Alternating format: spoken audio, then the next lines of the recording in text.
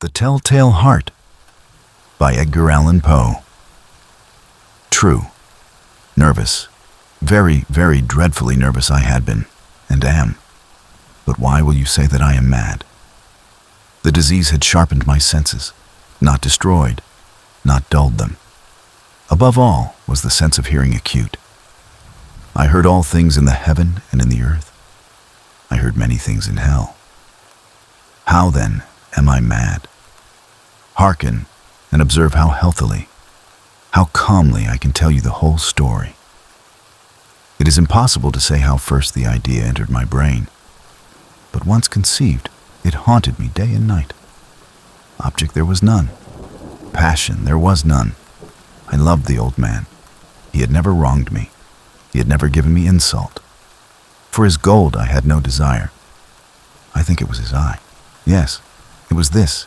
He had the eye of a vulture, a pale blue eye with a film over it. Whenever it fell upon me, my blood ran cold. And so by degrees, very gradually, I made up my mind to take the life of the old man, and thus rid myself of the eye forever. Now this is the point. You fancy me mad. Madmen know nothing. But you should have seen me. You should have seen how wisely I proceeded. With what caution, with what foresight, with what dissimulation I went to work. I was never kinder to the old man than during the whole week before I killed him. And every night, about midnight, I turned the latch of his door and opened it. Oh, so gently. And then, when I had made an opening sufficient for my head, I put in a dark lantern, all closed, that no light shone out. And then I thrust in my head. Oh, you would have laughed to see how cunningly I thrust it in. I moved it slowly, very, very slowly, so that I might not disturb the old man's sleep. It took me an hour to place my whole head within the opening so far that I could see him as he lay upon his bed. Ha! Would a madman have been so wise as this? And then, when my head was well in the room, I undid the lantern cautiously, oh so cautiously. Cautiously, for the hinges creaked. I undid it just so much that a single thin ray fell upon the vulture eye. And this I did for 7 long nights, every night just at midnight. But I found the eye always closed, and so it was impossible to do the work. For it was not the old man who vexed me, but his evil eye. And every morning, when the day broke, I went boldly into the chamber and spoke courageously to him, calling him by name in a hearty tone and inquiring how he has passed the night. So you see, he would have been a very profound old man, indeed, to suspect that every night, just at 12, I looked in upon him while he slept. Upon the 8th night, I was more than usually cautious in opening the door. A watch's minute hand moves more quickly than did mine. Never before that night had I felt the extent of my own powers, of my sagacity. I could scarcely contain my feelings of triumph. To think that there I was, opening the door, little by little, and he not even to dream of my secret deeds or thoughts. I fairly chuckled at the idea, and perhaps he heard me, for he moved on the bed suddenly, as if startled.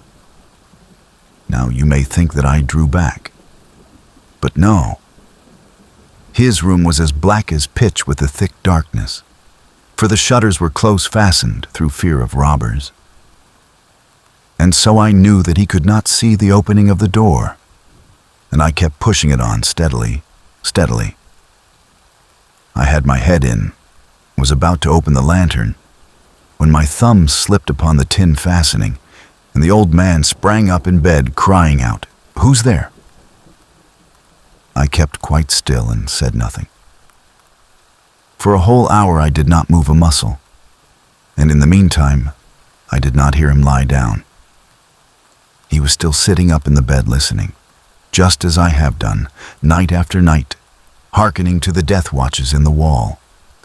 Presently, I heard a slight groan, and I knew it was the groan of mortal terror. It was not a groan of pain or of grief. Oh no.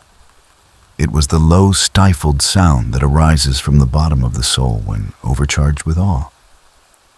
I knew the sound well.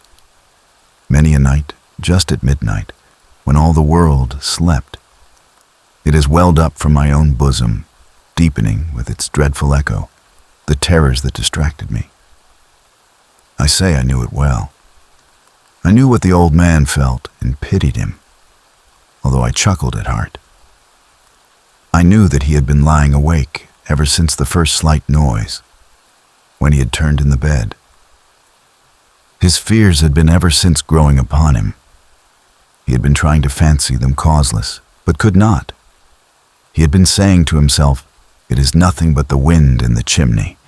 It is only a mouse crossing the floor," or "It is merely a cricket which has made a single chirp." Yes, he had been trying to comfort himself with these suppositions, but he had found all in vain. All in vain.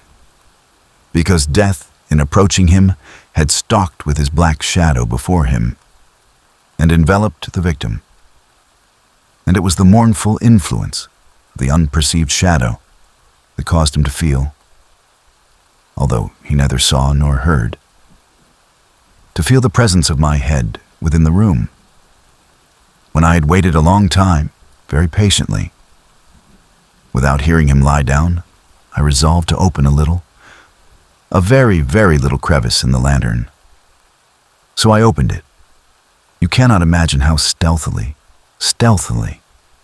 until at length a simple dim ray, like the thread of the spider, shot from out the crevice and fell full upon the vulture eye. It was open, wide open, and I grew furious as I gazed upon it. I saw it with perfect distinctness, all a dull blue, with a hideous veil over it that chilled the very marrow in my bones. But I could see nothing else of the old man's face or person, for I had directed the ray as if by instinct, precisely upon the damned spot. And have I not told you that what you mistake for madness is but over-acuteness of the sense? Now, I say. There came to my ears a low, dull, quick sound, such as a watch makes when enveloped in cotton. I knew that sound well, too. It was the beating of the old man's heart. It increased my fury as the beating of a drum stimulates the soldier into courage. But even yet, I refrained and kept still. I scarcely breathed. I held the lantern motionless. I tried how steadily I could maintain the ray upon the eye. Meantime, the hellish tattoo of the heart increased. It grew quicker and quicker, and louder every instant. The old man's terror must have been extreme. It grew louder, I say, louder every moment. Do you mark me well? I have told you that I am nervous. So I am. And now, at the dead hour of the night, amid the dreadful silence of that old house, so strange a noise as this excited me to uncontrollable terror. Yet, for some minutes longer I refrained and stood still. But the beating grew louder. I thought the heart must burst. And now a new anxiety seized me. The sound would be heard by a neighbor. The old man's hour had come. With a loud yell, I threw open the lantern and leapt into the room. He shrieked once only. In an instant I dragged him to the floor and pulled the heavy bed over him. I then smiled gaily to find the deed so far done. But for many minutes, the heart beat on with a muffled sound. This, however, did not vex me. It would not be heard through the wall. At length it ceased. The old man was dead. I removed the bed and examined the corpse. Yes, he was stone dead. I placed my hand upon the heart and held it there many minutes. There was no pulsation. He was stone dead. His eye would trouble me no more. If still you think me mad, You will think so no longer when I describe the wise precautions I took for the concealment of the body. The night waned, and I worked hastily, but in silence.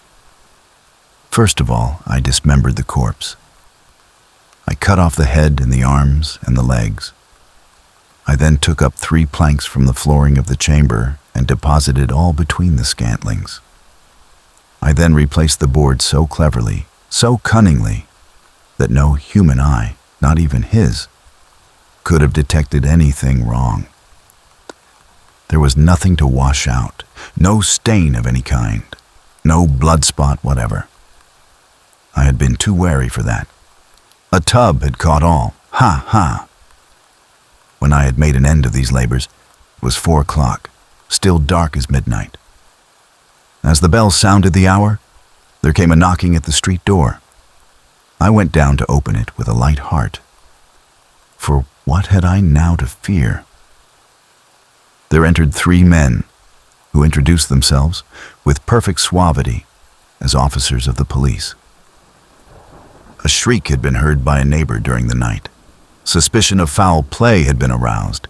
Information had been lodged at the police office, and they, the officers, had been deputed to search the premises. I smiled. For what had I to fear? I bade the gentleman welcome. The shriek, I said, was my own in a dream. The old man, I mentioned, was absent in the country. I took my visitors all over the house. I bade them search well. I led them at length to his chamber. I showed them his treasures, secure, undisturbed. In the enthusiasm of my confidence, I brought chairs into the room and desired them here to rest from their fatigues, while I myself, in the wild audacity of my perfect triumph, placed my own seat upon the very spot beneath which reposed the corpse of the victim. The officers were satisfied. My manner had convinced them. I was singularly at ease. They sat, and while I answered cheerily, they chatted of familiar things.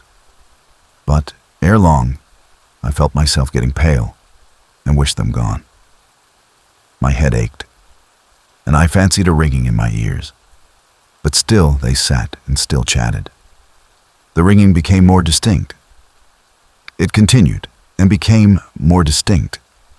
I talked more freely to get rid of the feeling, but it continued and gained definiteness until, at length, I found that the noise was not within my ears. No doubt I now grew very pale, but I talked more fluently and with a heightened voice. Yet the sound increased, and what could I do? It was a low, dull, quick sound, much such a sound as a watch makes when enveloped in cotton. I gasped for breath, and yet the officers heard it not. I talked more quickly, more vehemently, but the noise steadily increased. I arose and argued about trifles, in a high key and with violent gesticulations, but the noise steadily increased. Why would they not be gone? I paced the floor to and fro with heavy strides, as if excited to fury by the observations of the men. But the noise steadily increased. Oh God, what could I do? I foamed, I raved, I swore. I swung the chair upon which I had been sitting and grated it upon the boards, but the noise arose over all and continually increased. It grew louder, louder, louder. And still the men chatted pleasantly and smiled. Was it possible they heard not? Almighty God. No, they heard. They suspected. They knew. They were making a mockery of my horror. This I thought, and this I think. But anything was better than this agony. Anything was more tolerable than this derision. I could bear those hypocritical smiles no longer. I felt that I must scream or die. And now, again, hark, louder, louder, louder, louder. Villains, I shrieked, dissemble no more. I admit the deed. Tear up the planks. Here. It is the beating of his hideous heart.